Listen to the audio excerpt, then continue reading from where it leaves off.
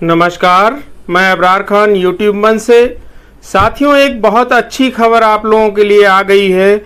विपक्ष जितनी आवाज़ उठा रहा था आप लोगों के लिए कि कास्ट सेंसस होना चाहिए, यानी जाति जनगणना होनी चाहिए, जिसमें सदन के अंदर मुख्य रूप से आवाज़ उठाने वाले राहुल गांधी जी और अखिलेश यादव जी और सड़कों पे आवाज़ उठाने वाले तेजस्वी यादव जी, जिस तरह से उन लोगों ने कास्ट सेंसस के लिए विपक्षी दलों ने मुखर होकर आवाज़ उठाई है, आपको विश्वस्त सूत्रों के हवाले से आपको मैं खबर दे रहा हूं कि बहुत जल्द जाति जनगणना की तारीख आने वाली है। जो भी नए साथी जुड़े हैं जाति जनगणना को लेकर के, हम पूरी खबर आपको बताएंगे। चैनल को सब्सक्राइब करें और ज़्यादा से ज़्यादा लोगों तक शेयर करें।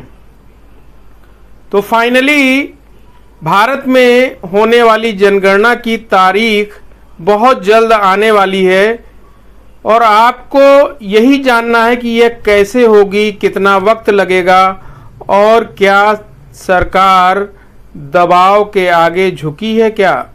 इसी पे हम लोग बात करेंगे। कब और कैसे होगी भारत की जनगणना यानी पॉपुलेशन काउंटिंग। तो देखिए, सरकार ने ले लिया है जनगणना कराने का फैसला। ये आधिकारिक सूत्रों के ये आधिकारिक अभी घोषणा इसकी नहीं हुई है, ये हम सूत्रों के हवाले से आपको बता रहे हैं। तो सरकार ने ले लिया है जनगणना कराने का फैसला। हालांकि हमारे सूत्रों ने बताया है कि जातिगत आंकड़े पर भी हुई है बात। विपक्ष का मांग कर रहा है, यानी राहुल गांधी जी मांग कर रहे हैं कि कास्ट सेंसस होना चाहिए, जाति जनगणना होनी चाहिए। उस पर सरकार विचार कर रही है, लेकिन अभी ऑफिशियल स्टेटमेंट नहीं आया है।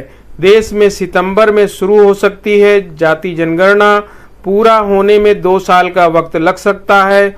और अगर 2 साल के हिसाब से हम कैलकुलेशन करते हैं तो अंतिम आंकड़े जो आएंगे वो 2026 के आखिर तक या 2027 के शुरुआत तक इसके आंकड़े आ सकते हैं। जनगणना का यह चक्र भी इस बार बदल सकता है, क्योंकि अब नई साइकिल है, वो 2025 के बाद 2035 में होगी, फिर उसके बाद 45 में होगी, क्योंकि ये हर 10-10 साल के बाद जनगणना कराई जाती है।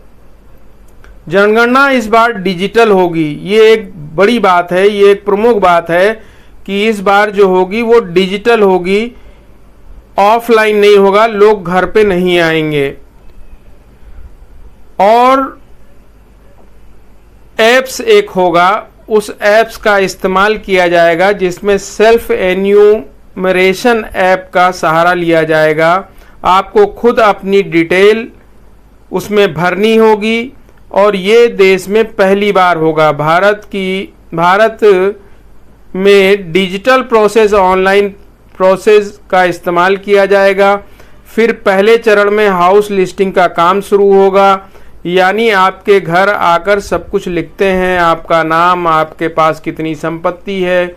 दूसरे चरण में आबादी की गिनती होगी। आखिरकार भारत में इस वक्त कितने लोग हैं, कितने समाज के लोग हैं, राज्य में किस जाति की कितनी आबादी है।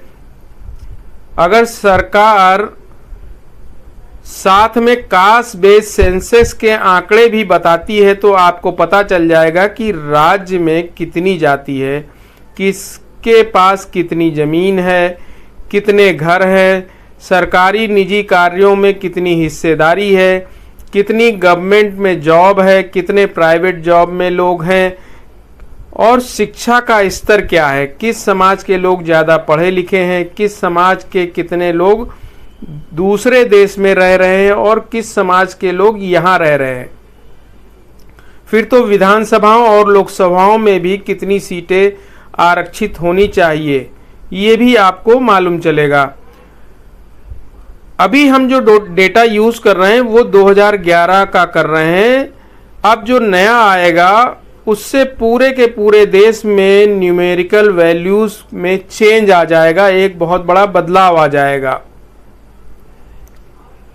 समाज कल्याण संबंधी नीतियों का आधार यह जनगणना निर्वाचन क्षेत्रों का परिसीमन का आधार यह जनगणना क्षेत्रों की संख्या 2026 तक बढ़ और घट सकती है। जातिगत जनगणना करनी है जिस पर विपक्ष दबाव बना रहा है। इसके लिए आपको कानून बदलना होगा। इसमें कुछ कानून का बदलाव भी होगा। क्या कानून बदलना पड़ेगा? जातियों की गिनती के लिए एक्ट में संशोधन करना होगा। ये जनगणना एक्ट 1948 में एससी यानी शेड्यूल कास्ट, एसटी यानी शेड्यूल ट्राइब की गणना का प्रावधान था जो 1948 के आधार पर था। और अभी तक जो हमें आंकड़े पता हैं वो सिर्फ इन दो जातियों के पता हैं, ओबीसी और दूसरी जातियों के नहीं पता हैं। ओबीसी को भी काउंट करना है तो एक्ट में बदलाव करना होगा।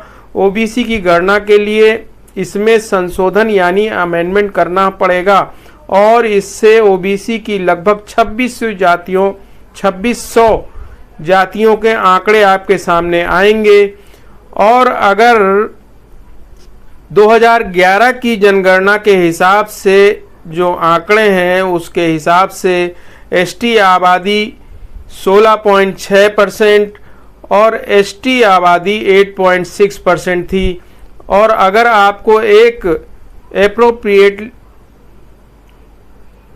आपको अप्रोक्सीमेट डाटा मार्च 2023 के हिसाब से तो तकरीबन 1270 एससी जातियां हैं और 748 एसटी जातियां हैं। 2011 के गणना के अनुसार टोटल 121 करोड़ और अभी लगभग जो आबादी बताई जा रही वो 140 करोड़ बताई जा रही है। जनगणना के बाद ऑफिशियल आंकड़े आपको पता चलेंगे।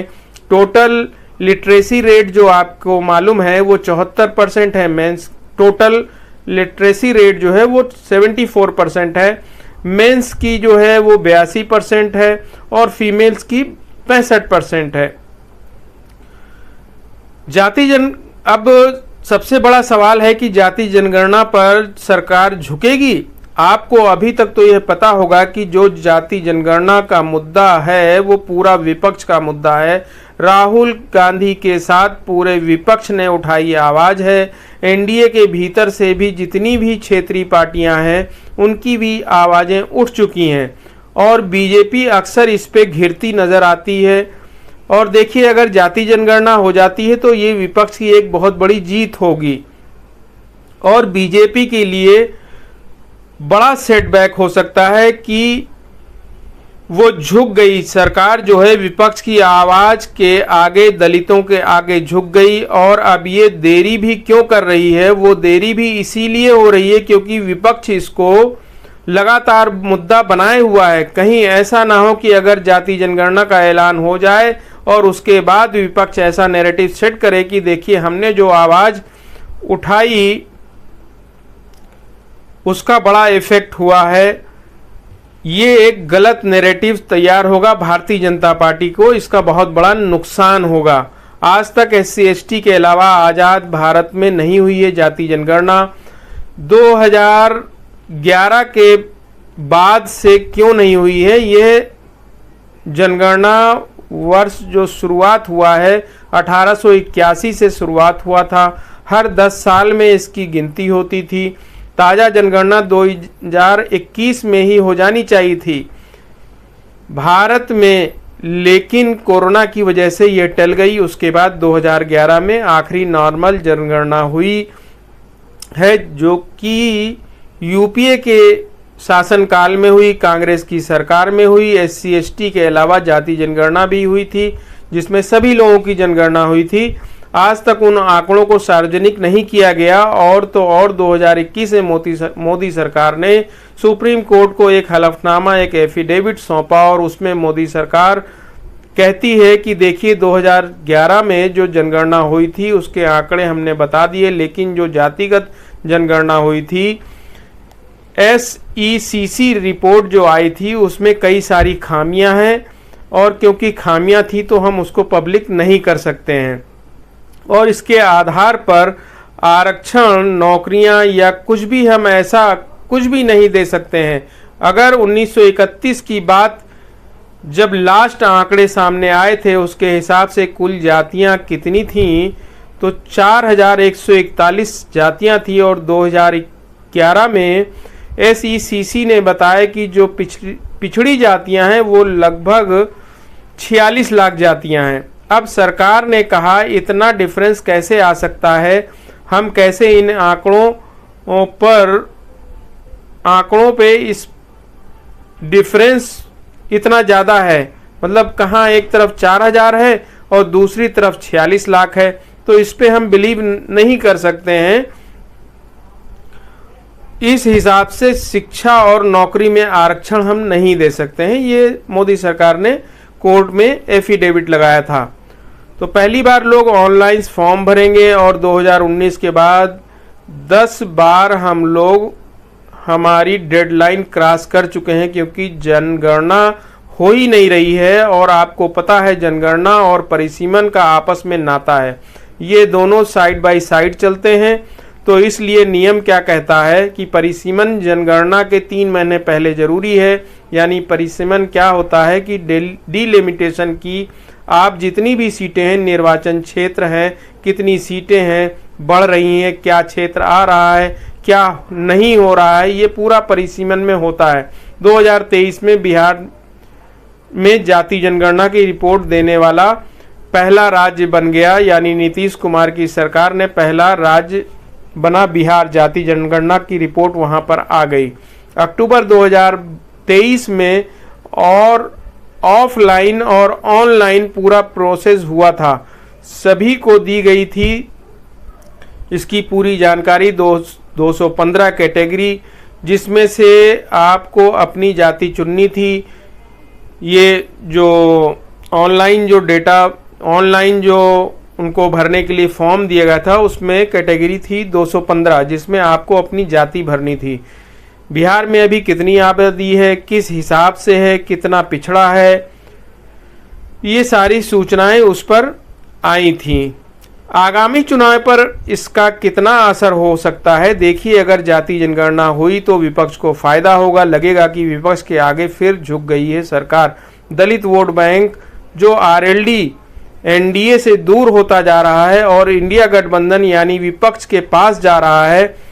आपको पता है इंडिया गठबंधन में क्षेत्रीय दल कितने हैं, तो पूरा का पूरा फायदा इधर जाति जनगणना का विपक्ष को होने वाला है।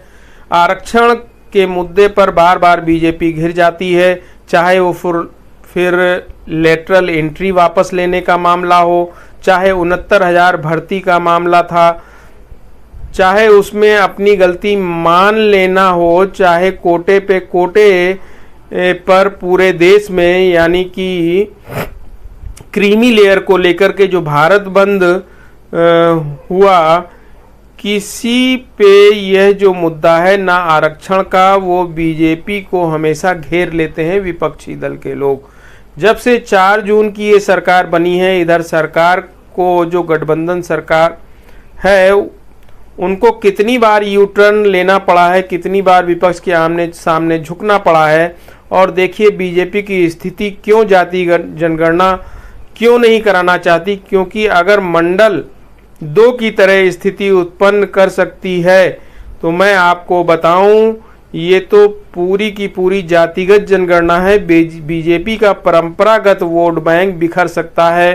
ये जितने भी जनरल या अगड़ा जाति के लोग हैं वो बीजेपी से नाराज हो सकते हैं, क्योंकि जाति जनगणना विपक्ष का मुद्दा है। इंडिया अलायंस में क्षेत्रीय पार्टियों का दबदबा है और बीजेपी RLD बता चुकी है कि जाति जनगणना यानी कास्ट बेस्ड सेंसस करवाना इधर देश को बांटने वाली नीति है। बीजेपी ये बात कह चुकी है। पिछड़े वर्ग का अगर मैं आपको बताऊं तो चुनाव हिसाब से 4 से 5% वोट बैंक भी यानी मतदाता इधर से उधर हो जाता है तो बहुत बड़ा उलटफेर हो सकता है। 2010 में लालू प्रसाद यादव और मुलायम सिंह यादव ने कांग्रेस पर दबाव बनाया था। 2011 में UPA की सरकार थी, कांग्रेस पर इन लोगों ने दबाव बनाया था, मुलायम सिंह यादव जी ने, और लालू प्रसाद यादव जी ने 2010 में। तो मनमोहन जी की सरकार ने इस बात को मान लिया और उन्होंने SECC कराने का फैसला लिया गया, यानी जातिगत जनगणना, और 4379 करोड़ का बजट उसमें पास हुआ था। 2014 में मोदी जी की सरकार आ जाती है, तो इतने में तो UPA सरकार, कांग्रेस सरकार, उसको पब्लिक करने से पहले सत्ता बदल जाती है और उसके बाद मोदी सरकार आ गई। 2015 में वित्त मंत्री अरुण जेटली ने वादा किया था कि हम लोग जाति जनगणना की रिपोर्ट सबके सामने लेकर आएंगे, लेकिन 2016 में जातियों को छोड़कर SECC का बाकी डाटा पब्लिक कर देते हैं, यानी मोदी सरकार ने जो मेन सेंसस का डाटा था वो पब्लिक हो जाता है, लेकिन जाति जनगणना वाला जो डाटा था वो पब्लिक नहीं हुआ। और इसके पीछे मोदी सरकार का यही लॉजिक था कि देखिए संपूर्ण डाटा खामियों से भरा हुआ है, ये केंद्र का कहना था, इसलिए हम इसको पब्लिक नहीं कर सकते। तो ये था पूरा आपको कास्ट सेंसस के बारे में पूरी जानकारी, और बहुत जल्द इसकी घोषणा हो सकती है। सूत्रों के हवाले से हम ये जानकारी दे रहे हैं और ये जानकारी हम एक राष्ट्रीय चैनल के माध्यम से आपको दे रहे हैं, जो कि न्यूज़ 24 पे इसकी जानकारी साझा की गई है। उसके आधार पर हम आपको ये जानकारी दे रहे हैं। जो भी नए साथी चैनल पे जुड़े हैं, चैनल को सब्सक्राइब करें और ज़्यादा से ज़्यादा लोगों तक शेयर करें।